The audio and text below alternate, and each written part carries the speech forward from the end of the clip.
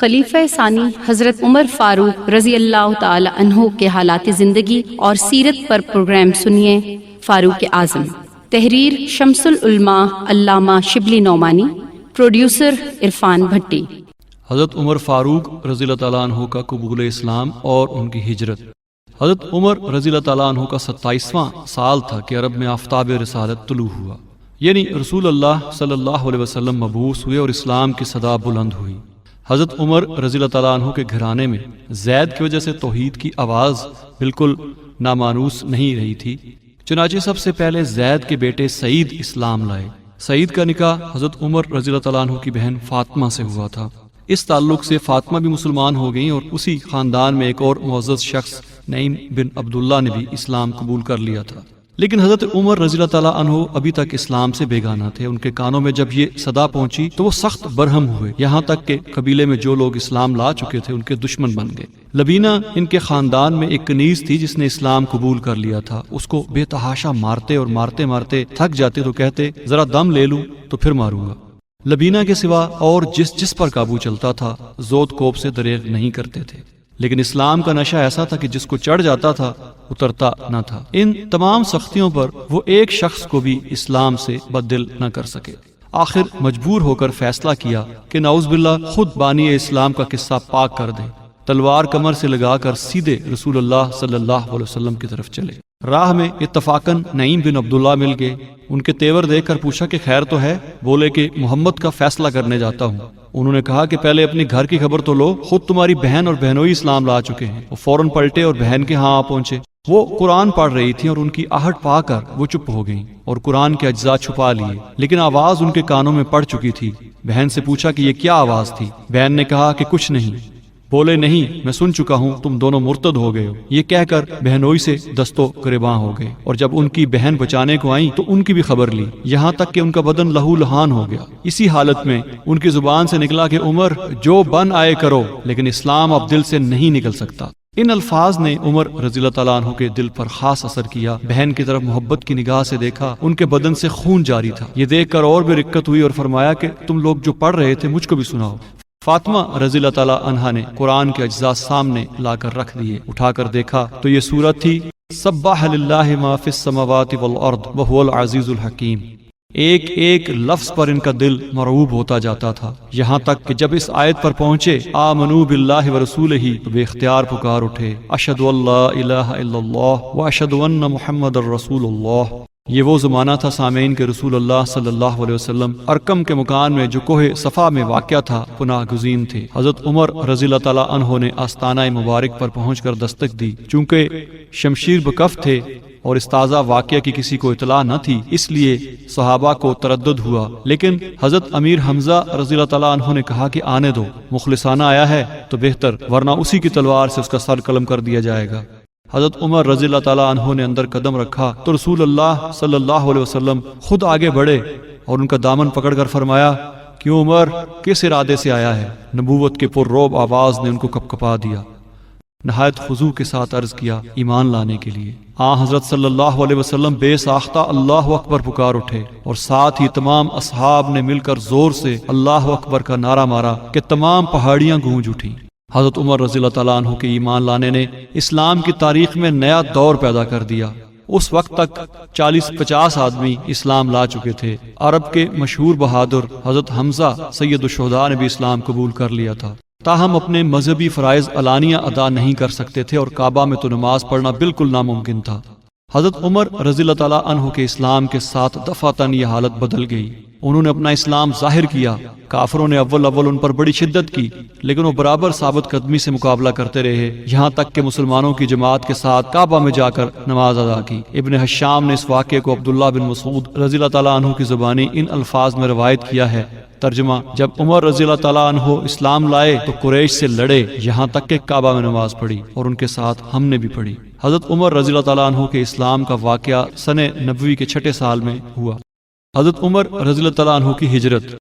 اہل قریش ایک مدت تک حضرت صلی اللہ علیہ وسلم کے دعوی نبوت کو بے پرواہی کی نگاہ سے دیکھتے رہے، لیکن اسلام کو جس قدر شیوع ہوتا جاتا تھا ان کی بے پرواہی غصہ اور ناراضی سے بدلتی جاتی تھی۔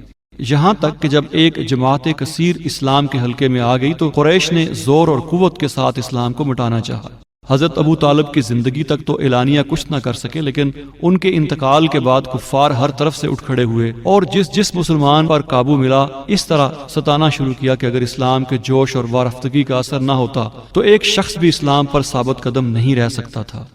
یہ حالت 5-6 برس تک رہی اور یہ زمانہ اس سختی سے گزرا کہ اس کی تفصیل ایک نہایت درد انگیز داستان ہے۔ اسی اثناء میں مدینہ منورہ کے ایک معزز گروہ نے اسلام قبول کر لیا تھا، اس لیے حضرت صلی اللہ علیہ وسلم نے حکم دیا کہ جن لوگوں کو کفار کے ستم سے نجات نہیں مل سکتی وہ مدینہ کو ہجرت کر جائیں۔ سب سے پہلے ابو سلمہ عبداللہ بن اشل رضی اللہ تعالیٰ عنہم، پھر حضرت بلال رضی اللہ تعالیٰ عنہ مؤذن اور عمار بن یاسر رضی اللہ تعالیٰ عنہ نے ہجرت کی۔ ان کے بعد حضرت عمر رضی اللہ تعالیٰ عنہ نے 20 آدمیوں کے ساتھ مدینہ کا قصد کیا۔ صحیح بخاری میں 20 کا عدد مذکور ہے لیکن ناموں کی تفصیل نہیں۔ ابن حشام نے بعضوں کے نام لکھے اور وہ یہ ہیں: زید بن خطاب، سعید بن زید بن خطاب، خنیس بن حذیفہ تہمی، عمر بن سراقہ، عبداللہ بن سراقہ، واقد بن عبداللہ تمیمی، خولی بن ابی خولی، مالک بن ابی خولی، ایاس بن بکیر، عاقل بن بکیر، عامر بن بکیر، خالد بن بکیر رضی اللہ تعالیٰ عنہم۔ ان میں سے زید حضرت عمر رضی اللہ تعالیٰ عنہ کے بھائی، سعید بھتیجے، خنیس داماد اور باقی دوست احباب تھے۔ مدینہ منورہ کی وسعت چونکہ کم تھی، مہاجرین زیادہ تر قبا میں جو مدینہ سے 2-3 میل ہے قیام کرتے تھے۔ حضرت عمر رضی اللہ تعالیٰ عنہ بھی یہی رفاع بن عبد المنذر کے گھر ٹھہرے۔ قبا کو عوالی بھی کہتے ہیں، چنانچہ صحیح مسلم میں ان کی رہائش گاہ کا نام عوالی ہی لکھا ہے۔ حضرت عمر رضی اللہ تعالیٰ عنہ کے بعد اکثر صحابہ رضوان اللہ اجمعین نے ہجرت کی، یہاں تک کہ 622 عیسوی میں جناب رسالت صلی اللہ علیہ وسلم نے مکہ چھوڑا اور آفتاب رسالت مدینہ کے افق سے طالع ہوا۔ مدینہ پہنچ کر سب سے پہلے حضرت صلی اللہ علیہ وسلم نے مہاجرین کے رہنے سہنے کا انتظام کیا، انصار کو بلا کر ان میں اور مہاجرین میں برادری قائم کی، جس کا اثر یہ ہے کہ جو مہاجر جس انصاری کا بھائی بن جاتا، انصاری مہاجر کو اپنی جائیداد، اسباب، نقدی تمام چیزوں سے آدھا آدھا بانٹ دیتا تھا۔ اس طرح تمام مہاجرین اور انصار بھائی بھائی بن گئے۔ اس رشتے کے قائم کرنے میں حضرت صلی اللہ علیہ وسلم طرفین کے رتبہ اور حیثیت کا فرق مراتب ملحوظ رکھتے تھے، یعنی جو مہاجر جس درجے کا ہوتا اسی رتبے کے انصاری کو اس کا بھائی بناتے تھے۔ چنانچہ حضرت عمر رضی اللہ تعالیٰ عنہ کو جس کا بھائی قرار دیا، ان کا نام عتبان بن مالک رضی اللہ تعالیٰ عنہ تھا، جو قبیلہ بنو سالم کے سردار تھے۔ حضرت صلی اللہ علیہ وسلم کے تشریف لانے پر بھی اکثر صحابہ نے قبا ہی میں قیام رکھا۔ حضرت عمر رضی اللہ تعالیٰ عنہ بھی یہی مقیم رہے، لیکن یہ معمول کر لیا کہ ایک دن ناغہ دے کر بالالتزام حضرت صلی اللہ علیہ وسلم کے پاس جاتے اور دن بھر خدمت اقدس میں حاضر رہتے۔ ناغہ کے دن یہ بندوبست کیا تھا کہ ان کے برادر اسلامی عتبان بن مالک رضی اللہ تعالیٰ عنہ حضرت صلی اللہ علیہ وسلم کی خدمت میں حاضر ہوتے اور جو کچھ حضرت صلی اللہ علیہ وسلم سے سنتے حضرت عمر رضی اللہ تعالیٰ عنہ سے جا کر روایت کرتے تھے۔ چنانچہ بخاری نے متعدد ابواب مثلا باب العلم، باب النکاح وغیرہ میں ضمناً اس واقعے کا ذکر کیا ہے۔ مدینہ پہنچ کر اس بات کا وقت آیا کہ اسلام کے فرائض و ارکان محدود اور معین کیے جائیں، کیونکہ مکہ معظمہ میں جان کی حفاظت ہی سب سے بڑا فرض تھا۔ یہی وجہ تھی کہ زکوٰۃ، روزہ، نماز جمعہ، نماز عیدین، صدقہ، فطر کوئی چیز وجود میں نہیں آئی تھی۔ نمازوں میں بھی یہ اختصار تھا کہ مغرب کے سوا باقی نمازوں میں صرف 2 رکعتیں تھیں، یہاں تک کہ اعلان کا طریقہ بھی نہیں معین ہوا تھا۔ چنانچہ سب سے پہلے حضرت صلی اللہ علیہ وسلم نے اس کا انتظام کرنا چاہا۔ یہودیوں اور عیسائیوں کے ہاں نماز کے اعلان کے لیے بھوک اور ناقوس کا رواج تھا، اس لیے صحابہ نے یہی رائے دی۔ ابن حشام نے روایت کی ہے کہ یہ خود حضرت صلی اللہ علیہ وسلم کی تجویز تھی۔ بہرحال یہ مسئلہ زیر بحث تھا اور کوئی رائے قرار نہیں پائی تھی کہ حضرت عمر رضی اللہ تعالیٰ عنہ نکلے، اور انہوں نے کہا کہ ایک آدمی اعلان کرنے کے لیے کیوں نہ مقرر کیا جائے۔ رسول اللہ صلی اللہ علیہ وسلم نے اسی وقت حضرت بلال رضی اللہ تعالیٰ عنہ کو اذان کا حکم دیا۔ یہ بات لحاظ کے قابل ہے کہ اذان نماز کا دیباچہ اور اسلام کا بڑا شعار ہے۔ حضرت عمر رضی اللہ تعالیٰ عنہ کے لیے اس سے زیادہ کیا فخر کی بات ہو سکتی ہے کہ یہ شعار اعظم انہی کی رائے کے موافق قائم ہوا۔ سن 1 ہجری 623 عیسوی سے حضرت صلی اللہ علیہ وسلم کی وفات تک حضرت عمر رضی اللہ تعالیٰ عنہ کے واقعات اور حالات در حقیقت سیرت نبوی کے اجزاء ہیں۔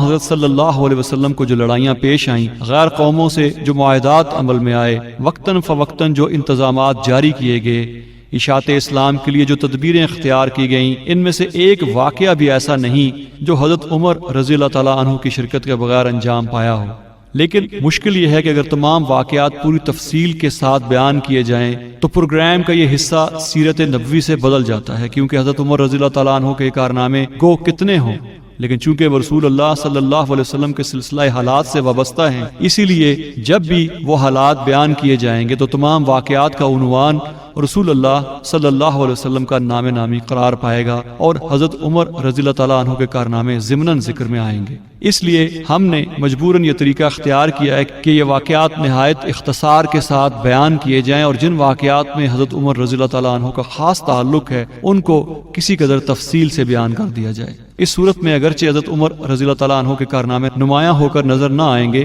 جب تک کسی واقعہ کی پوری تصویر نہ دکھائی جائے اس کی اصل شان قائم نہیں رہتی، تاہم اس کے سوا اور کوئی تدبیر نہ تھی۔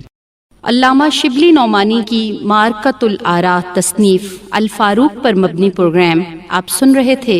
فاروق اعظم، ریکارڈنگ انجینئر واجد محمود، آواز تحقیق و پروڈیوسر عرفان بھٹی، پیشکش رفا انسٹیٹیوٹ آف میڈیا سائنسز۔